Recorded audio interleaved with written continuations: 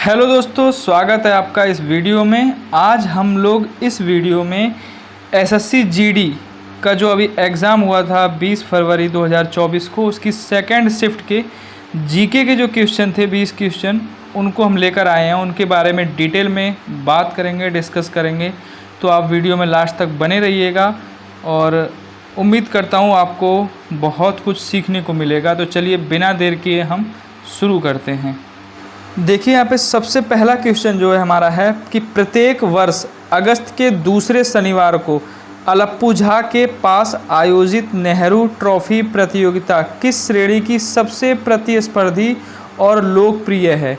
यानी क्वेश्चन ये कहना चाह रहा है कि जो अलप्पुझा सिटी है वहाँ पे नेहरू ट्रॉफी जो प्रतियोगिता होती है वो किस श्रेणी में होती है, यानी किस गेम की प्रतियोगिता है ये, जो कि बहुत ही पॉपुलर है, लोकप्रिय है, बहुत ही कॉम्पिटिटिव है, यानी प्रतिस्पर्धा वाली है। तो चार ऑप्शन है यहाँ पे, बैडमिंटन, बास्केटबॉल और नौका दौड़ और घुड़दौड़। तो इसका जो सही आंसर है वो होगा ऑप्शन नंबर सी, यानी नौका दौड़। ये केरल में एक सिटी है अलप्पुझा, वहाँ पे ये जो नेहरू ट्रॉफी कंपटीशन है ये होता है, जो कि एक बोट रेस कंपटीशन है। तो इसे हम Nehru trophy boat race competition भी कहते हैं। ये जो पहली बार है 1952 में शुरू किया गया था, ये जब जवाहरलाल नेहरू वहाँ पे अलप्पुझा सिटी में यात्रा करने गए थे। ये रेस यानी नेहरू ट्रॉफी बोट रेस जो है ये पुण्यमदा झील में आयोजित की जाती है। तो इस क्वेश्चन से हमें इतनी इन्फॉर्मेशन मिली है। अगला क्वेश्चन है हमारा, संगीत नाटक अकादमी जो कि कहाँ है, दिल्ली में है, भारत की संगीत, नृत्य और नाटक की राष्ट्रीय अकादमी है। इसे 1952 में किसके द्वारा भारत सरकार के एक प्रस्ताव द्वारा बनाया गया था, जिसके पहले अध्यक्ष डॉक्टर पीवी राज मन्नार थे। तो किस डिपार्टमेंट की सिफारिश पे इसे बनाया गया था संगीत नाटक अकादमी को, ये पूछना चाह रहा है। तो ऑप्शन है परिवहन मंत्रालय, कला मंत्रालय, शिक्षा मंत्रालय और नृत्य मंत्रालय। तो इसका सही आंसर होगा ऑप्शन नंबर सी, यानी शिक्षा मंत्रालय के सिफारिश पर इसे 1952 में बनाया गया था। संगीत नाटक अकादमी को दिल्ली में स्थापित किया गया था। अगला क्वेश्चन है, ध्वनि की प्रबलता किस इकाई पे मापी जाती है। तो ये बहुत ही आसान क्वेश्चन था। ध्वनि की जो प्रबलता है वो डेसीबल में मापी जाती है और इसका ऑप्शन नंबर ए सही होगा। जैसे यहाँ पे ऑप्शन नंबर सी दिया है हर्ट्ज, तो हर्ट्ज जो है वो आवृत्ति का मात्रक है। तो जो क्वेश्चन नंबर 3 है इसका ऑप्शन नंबर ए सही होगा। ध्वनि की जो प्रबलता है वो डेसीबल में मापी जाती है। अब बढ़ते हैं अगले सवाल की तरफ। अगला हमारा सवाल है, प्रसिद्ध पुस्तक अर्थशास्त्र हमें बताता है कि मौर्य काल के दौरान उत्तर पश्चिमी क्षेत्र कंबलों के लिए तथा कौन सा क्षेत्र सोने और कीमती पत्थरों के लिए प्रसिद्ध था या महत्वपूर्ण था। तो इसका सही आंसर होगा ऑप्शन नंबर ए, यानी दक्षिण भारत। जो दक्षिण भारत है आपका, साउथ इंडियन क्षेत्र है, वो कीमती पत्थरों और सोने खदानों के लिए प्रसिद्ध था, जैसे कर्नाटका वगैरह हुआ। तो ये अर्थशास्त्र जो पुस्तक है जिसके रचयिता हैं चाणक्य, उन्होंने इसमें इसका जिक्र किया है। अच्छा, जो चाणक्य थे इनका असली नाम था विष्णुगुप्त और इन्हें कौटिल्य भी कहा जाता है। एक क्वेश्चन और आता है कि जो अर्थशास्त्र पुस्तक है ये किसके बारे में बताती है। तो ये अर्थशास्त्र, देखो नाम से लग रहा है कि ये इकोनॉमिक्स के बारे में बताती होगी, लेकिन नहीं, अर्थशास्त्र पुस्तक राजनीति के बारे में बताती है। चाणक्य के पिता का नाम चणक था। अगला क्वेश्चन हम देखते हैं, भारत के निम्नलिखित में से किस राज्य में बोनालू त्यौहार मनाया जाता है, यानी किस राज्य में बोनालू त्यौहार मनाया जाता है। तो इसका सही आंसर होगा ऑप्शन नंबर डी, यानी तेलंगाना में बोनालू त्यौहार मनाया जाता है। जैसे बथुकम्मा त्यौहार हुआ, उगादी हुआ, उगादी आंध्र प्रदेश में मनाया जाता है। बथुकम्मा त्यौहार, उगादी त्यौहार, सदर जो त्यौहार है जिसे दुन्ना पोथुला पोंडुगा कहते हैं, ये भी तेलंगाना में ही मनाया जाता है। तो याद रखना, उगादी, बथुकम्मा बहुत इंपॉर्टेंट है, और आपका बोनालू, इन दोनों को याद रखना आप, ये तेलंगाना के प्रमुख त्यौहार हैं। अच्छा, तेलंगाना जो है वो आंध्र प्रदेश से अलग कब हुआ था। तो 2 जून 2014 को तेलंगाना आंध्र प्रदेश से अलग हुआ था। ये डेट आप याद रखना। अब अगले प्रश्न की तरफ चलते हैं। अगला प्रश्न है, निम्नलिखित में से कौन सा भारतीय रिजर्व बैंक यानी आरबीआई का कार्य है। पहला दे रखा है ऑप्शन, मुद्रा जारी करना यानी नई मुद्राएं बनाना। दूसरा, अंतिम ऋणदाता यानी बैंकों को ऋण देना जब बहुत ही रेयर कंडीशन आ जाती है देश में।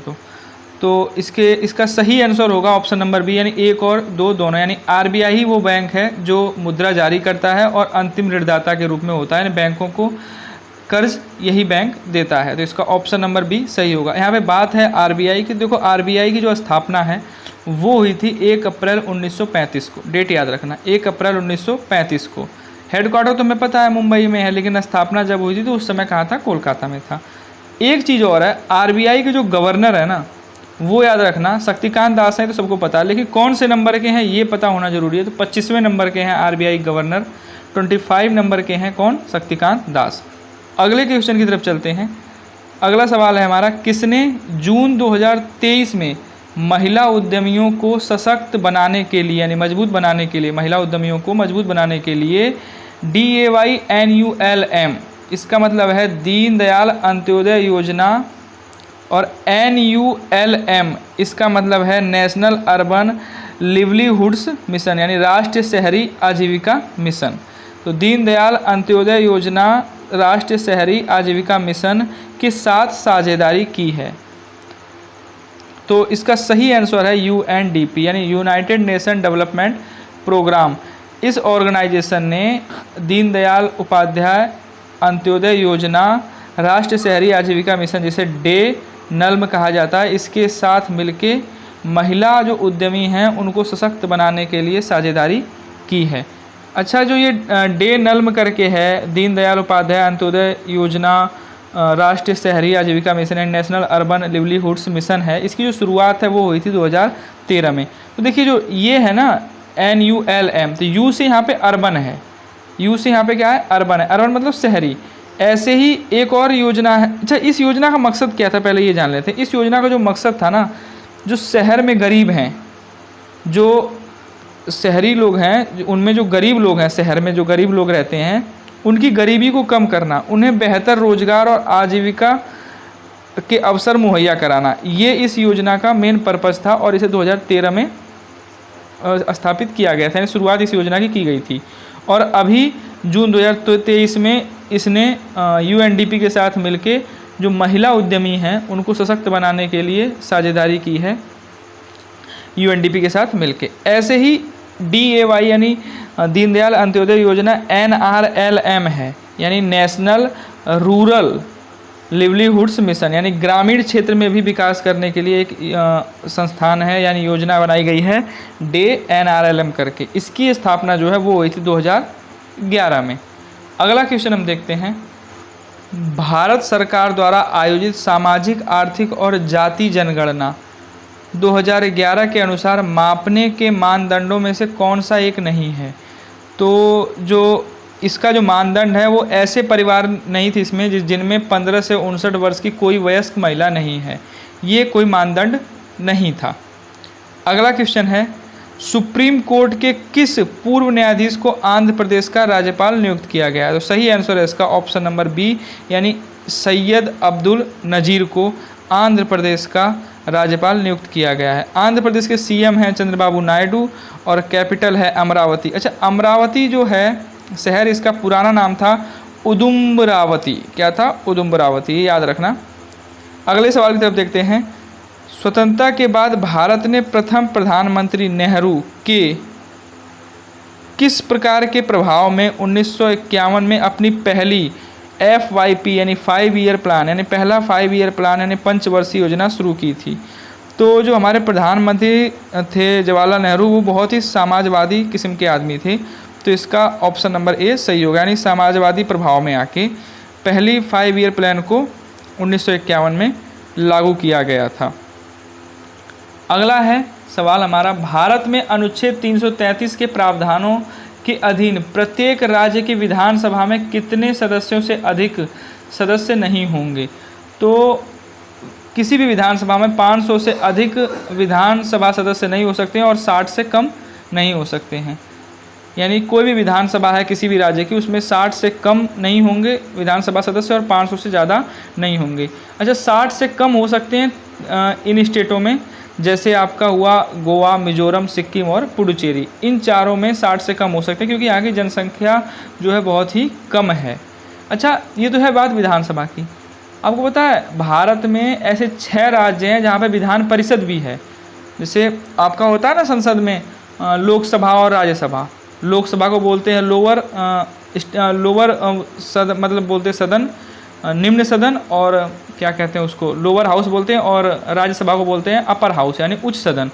तो संसद में होता है राज्यसभा और लोकसभा, ऐसे ही राज्य में होता है विधानसभा और विधान परिषद। लेकिन सारे राज्यों में विधान परिषद नहीं है, सिर्फ 6 राज्यों में विधान परिषद है।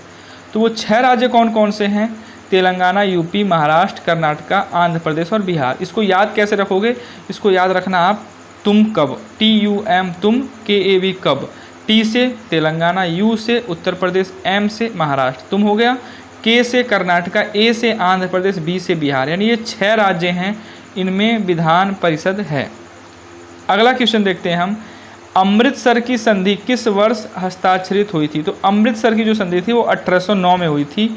ये जो संधि है ब्रिटिश ईस्ट इंडिया कंपनी और सिख साम्राज्य के महाराज थे महाराजा रणजीत सिंह, उनके बीच एक समझौता था। अगला क्वेश्चन है उत्तर प्रदेश की इंडो फारसी नृत्य शैली का क्या नाम है? तो उत्तर प्रदेश की जो नृत्य शैली है वो है कथक, क्योंकि गरबा होगी नहीं, गरबा गुजरात की है, छऊ नॉर्थ ईस्ट की है, और कथकली जो है वो कहाँ की है? केरल की है। तो इसका सही आंसर होगा ऑप्शन नंबर ए। अगला सवाल है पन्नालाल घोष किस संगीत वाद्य यंत्र के लिए प्रसिद्ध हैं? तो ये तो बहुत ही आसान क्वेश्चन है, क्योंकि पन्नालाल घोष को आधुनिक बांसुरी का जन्मदाता भी कहा जाता है। तो ये बांसुरी के जो वाद्य यंत्र है उसके लिए प्रसिद्ध हैं पन्नालाल घोष। अच्छा, बांसुरी के हरिप्रसाद चौरसिया भी हैं। ये पन्नालाल घोष और हरिप्रसाद चौरसिया, इन दोनों से सवाल पूछा जाता है। एक नाम और आता है रघुनाथ सेठ का, तो रघुनाथ सेठ भी याद कर लेना आप। वैसे वी कुंजामणि और एन लीला भी हैं जो बांसुरी वादक हैं। तो हरिप्रसाद चौरसिया, पन्नालाल घोष और रघुनाथ सेठ तो आपको याद ही रखने हैं। वी कुंजामणि और एन लीला भी आप याद रख सकते हैं। अगला सवाल है भारत के दूसरे चीफ ऑफ डिफेंस स्टाफ यानी CDS के रूप में किसे नियुक्त किया गया है? तो ये भी करंट अफेयर्स का क्वेश्चन था। तो पहले तो थे हमारे विपिन रावत, जिनकी दुर्घटना हो गई, जो हेलीकॉप्टर क्रैश हो गया था उसमें दुर्घटना हो गई, में मृत्यु हो गई थी उनकी। दूसरे बने हैं लेफ्टिनेंट जनरल अनिल चौहान, यानी ऑप्शन नंबर डी इसका सही होगा। अगले क्वेश्चन की तरफ बढ़ते हैं। निम्नलिखित में से कौन सा शब्द क्रिकेट से संबंधित नहीं है? दिया है, 2 ऑप्शन दे रखे हैं, ईगल और बास्केट। ये दोनों ही क्रिकेट से संबंधित नहीं हैं, तो इसका ऑप्शन नंबर डी सही होगा। यानी 1 और 2 दोनों, ये दोनों क्रिकेट से संबंधित नहीं है। ईगल जो है वो गोल्फ से है, बास्केट जो है बास्केटबॉल से है। अगले क्वेश्चन की तरफ चलते हैं। भारतीय खिलाड़ी लिएंडर पेस कौन सा खेल खेलते हैं? तो जो लिएंडर पेस हैं वो लॉन टेनिस खेलते हैं। लॉन टेनिस क्या होता है? वो एक कोर्ट होता है बड़ा सा, उसमें खेला जाता है। इसका रैकेट वगैरह जो होता है बड़े बड़े होते हैं। टेबल टेनिस जो होता है वो टेबल पे खेला जाता है, छोटे छोटे रैकेट होते हैं। तो जो लिएंडर पेस है ये लॉन टेनिस के प्लेयर हैं, ठीक है ना। और आपको पता है इंडियन एक्सप्रेस से नाम से फेमस भी हैं इनकी जोड़ी, लिएंडर पेस की और महेश भूपति की। तो अगला क्वेश्चन हम देखते हैं अब। ये तो समझ में आ गया होगा आपको, लिएंडर पेस और महेश भूपति, इंडियन एक्सप्रेस, इन दोनों की जोड़ी को इंडियन एक्सप्रेस कहा जाता है। और इस क्वेश्चन का डी सही है, लॉन टेनिस के प्लेयर हैं वो लिएंडर पेस। अगला क्वेश्चन है सरकार को सलाह देने के लिए नीति आयोग नामक एक किस प्रकार के टैंक की स्थापना की गई थी? तो जो नीति आयोग है वो किस लिए उसकी स्थापना की गई थी? योजना आयोग का नाम बदल के नीति आयोग कर दिया गया था। तो ये नीतिगत विचारों के को मतलब देने के लिए, सरकार को सलाह देने के लिए नीतिगत विचारों पे इस नीति आयोग की स्थापना की गई थी 1 जनवरी 2015 को। इसका नाम पहले योजना आयोग था और इसका जो नीति आयोग है इसका अध्यक्ष कौन होता है? भारत का प्रधानमंत्री होता है। अगला क्वेश्चन है संविधान सभा ने किस वर्ष संविधान को अपनाया था? तो संविधान सभा ने 26 नवंबर 1949 को संविधान को अपनाया था। इसका ऑप्शन नंबर बी सही है, तो आसान क्वेश्चन है। और 26 जनवरी 1950 को संविधान को लागू किया गया था और 26 जनवरी को हम क्या मनाते हैं? गणतंत्र दिवस। और 26 नवंबर को हम क्या मनाते हैं? संविधान दिवस, क्योंकि संविधान को 26 नवंबर 1949 यानी 49 को अपनाया गया था संविधान सभा द्वारा। अगला और लास्ट क्वेश्चन है आपका, जनगणना 2011 के अनुसार निम्नलिखित में से किस राज्य में महिला साक्षरता दर सबसे अधिक है? तो जाहिर सी बात है केरल है वो। केरल में महिला साक्षरता दर या ऑल ओवर साक्षरता दर सबसे ज़्यादा है, 92.07% थी महिला साक्षरता दर। तो फ्रेंड्स ये थे SSC GD का जो GK क्वेश्चन था, जिसके बारे में हम 20 क्वेश्चन थे जिसके बारे में हमने डिटेल में डिस्कस किया, और ये 20 फरवरी के सेकंड शिफ्ट के क्वेश्चन थे। अगर आपको और भी किसी एग्ज़ाम के वनडे एग्ज़ाम के प्रीवियस ईयर क्वेश्चन की जीके की वीडियो अगर चाहिए तो आप कमेंट में बता सकते हैं, हम उसके बारे में और उस मतलब एग्ज़ाम की जो वीडियो है उसको बना के अच्छी तरह से आपके सामने लेकर आएंगे। और अगर आप चैनल पे नए हैं तो चैनल को सब्सक्राइब कर लें और ज़्यादा से ज़्यादा वीडियो को शेयर करें। Thanks for watching.